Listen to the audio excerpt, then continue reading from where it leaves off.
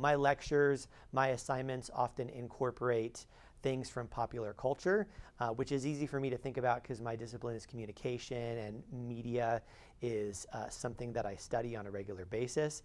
And so one thing I often work into my lectures are examples that come from the Marvel Cinematic Universe, for example.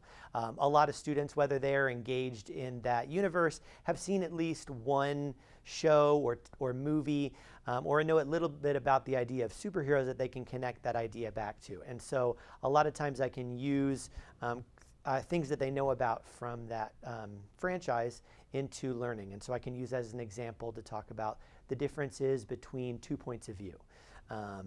I use an example from Captain America Civil War where the two of the major heroes and their surrounding peers and other characters had very different viewpoints on a particular issue and why they decided on who to support in that endeavor, and we can talk about those different perspectives. The other thing that I like to do post-COVID is to try to connect to them on an individual level. And so I no longer email with my students. I do Microsoft Teams, which is kind of like text messaging for those who aren't familiar with Microsoft Teams to engage with them. They're more comfortable in that environment than writing emails to professors with a dear so-and-so and more formal language.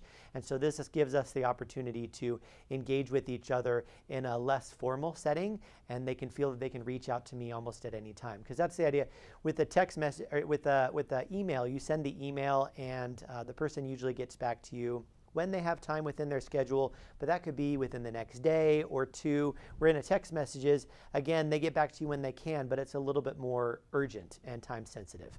And so students who are in the moment struggling with something, I can easily get back to them while they're in it and they're struggling and they have a question whether they can't find the assignment or whether they don't understand what's being asked of them. My reaction when I learned that I was the recipient of the Innovative Teaching Award was first off honor. I felt honored to be considered and selected in a group of my peers. I've seen some of them in the classroom teaching as I walk down the hall and I listen in, or as I've been asked to observe them, or I've seen them lead a professional development seminar.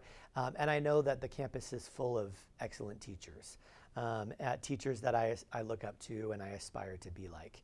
And so I felt honored to be considered as a part of that group.